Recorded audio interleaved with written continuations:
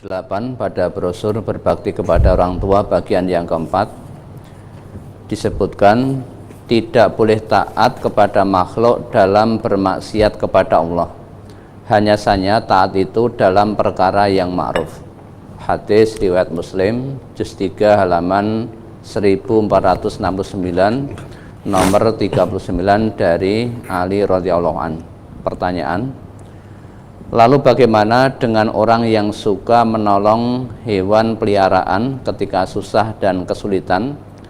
Apakah ini termasuk perkara ma'ruf yang bernilai pahala di hadapan Allah atau seperti apa? Iya, kita sebagai orang mukmin itu memang diperintah oleh Allah dan diperintah oleh Rasulullah untuk punya sikap ma'ruf, sikap baik, yaitu ma'ruf, baik dalam perkataan maupun perbuatan. Dan dikatakan dalam sebuah sabda Nabi, fi kulli kabidin ratbatin ajrun, menolong pada setiap yang bernyawa itu mendapatkan pahala karena ada sikap ma'ruf di situ ya.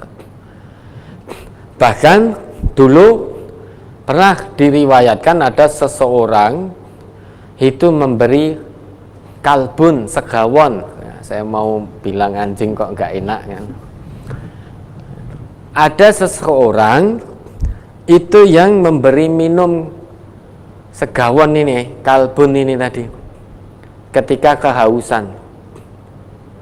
Ya, disebutkan dalam riwayat, bainama rajulun yamshi fi tariqin istadda alaihi al-'atashu.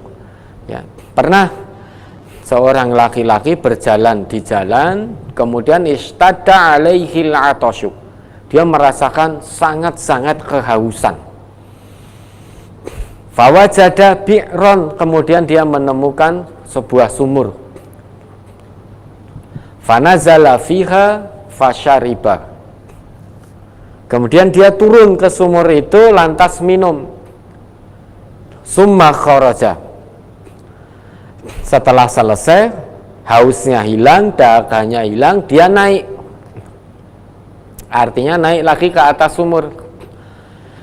Begitu sampai ke atas, fa'idha huwa qalbun yalhathu ya'kulus sara minal 'atashi. Begitu sampai ke atas, dia mendapati seekor kalbun, segawon, itu menjilat-jilat tanah saking hausnya. Jadi menjulur-julurkan lidahnya, menjilat-jilat tanah asaro saking hausnya. Keadaan ini tadi, keadaan anjing ini tadi, segawon ini tadi, sama persis dengan keadaan orang ini tadi yang ketika kehausan.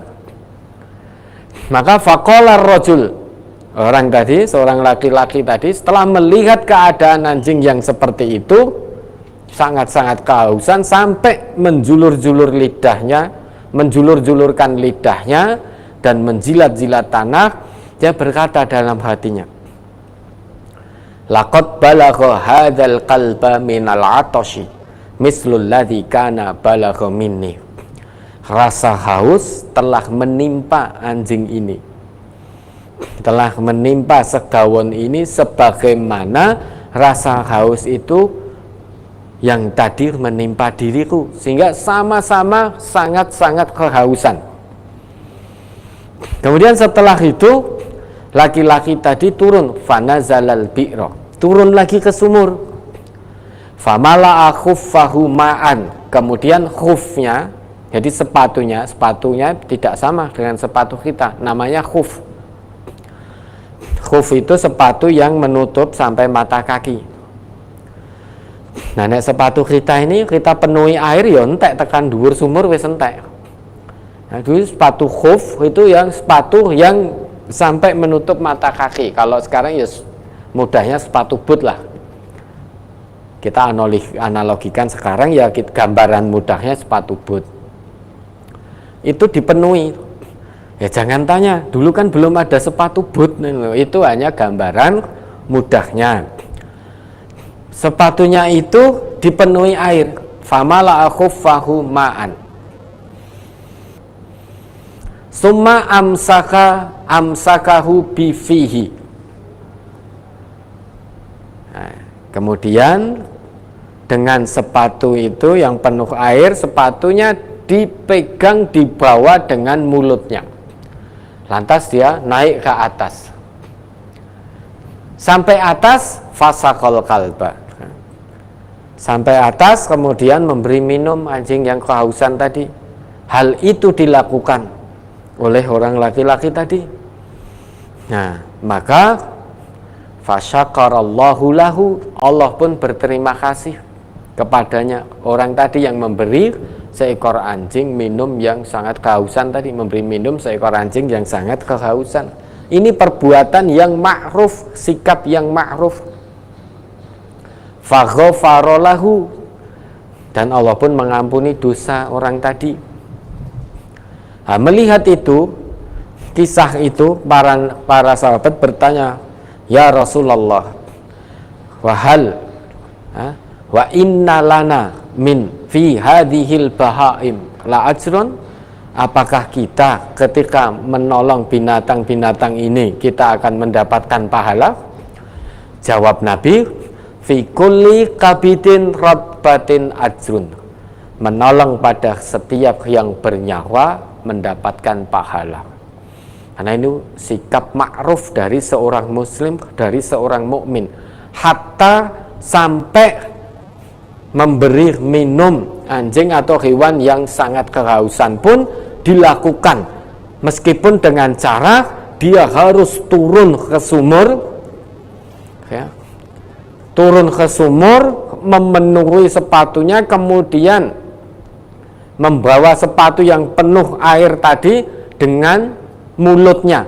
Ini gambaran perjuangan yang begitu luar biasa untuk sekedar memberi minum kepada hewan.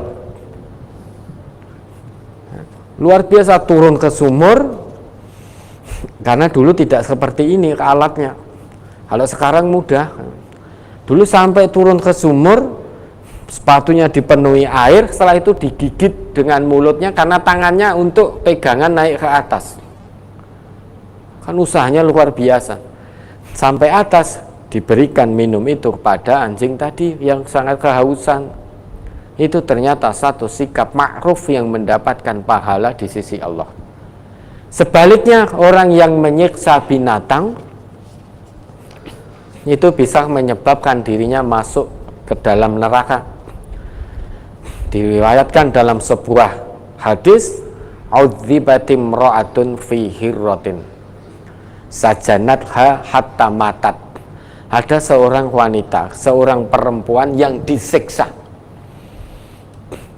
Hanya gara-gara dia punya seekor kucing yang dikurung di kandang, kucingnya mati. Tidak diberi makan dan minum. Hanya dikurung di kandang saja. Ya. Setelah itu ditinggal pergi. Kucingnya mati. Ini bukan hanya kucing saja, berlaku pada semuanya, entah burung, entah yang lain-lain, hewan yang dibenarkan untuk dipelihara.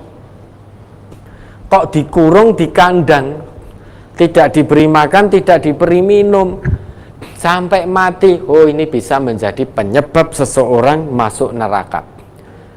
Dakholat fiha annara, hanya gara-gara kucing yang dia kandang, dia kurung, kemudian mati. Maka ini bisa menjadikan dirinya masuk ke neraka. La hiya at'amatha wa saqatha id hiya habasatha. Karena dia hanya ngurung ngandang kucingnya saja tanpa memberi makan, tanpa memberi minum. Ya mati. Kucing itu makhluk yang bernyawa.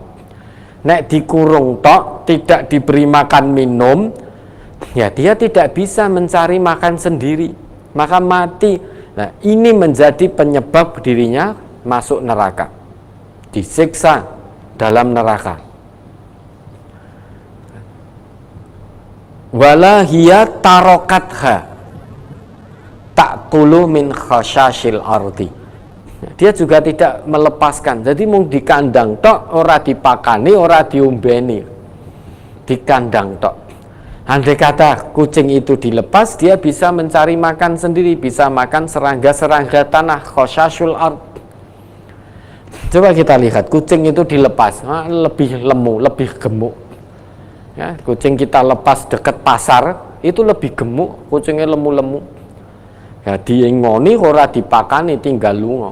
Pulang-pulang mati, itu bisa menjadi penyebab masuk neraka. Maka yang punya hewan-hewan piaraan ini openi dengan baik.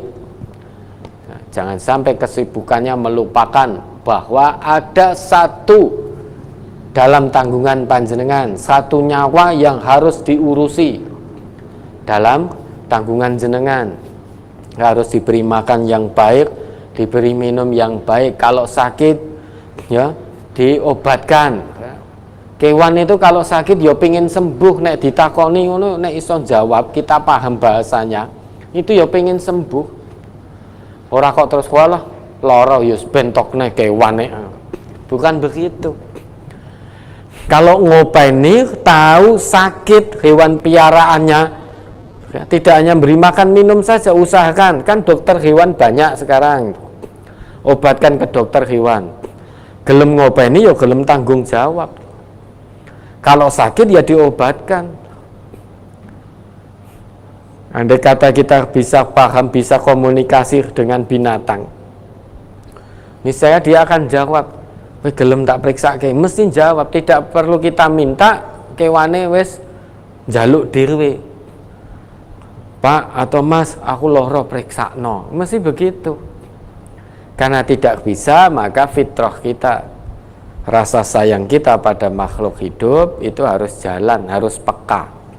Kalau punya peliharaan sakit, ya diupeni, periksa ke, beri makan, beri minum, biar tetap sehat, biar tidak kelaparan. Jangan sampai hanya gara-gara hewan peliharaan yang kita pelihara menyebabkan diri ini masuk neraka. Na'udzubillah. Ya, ada lagi.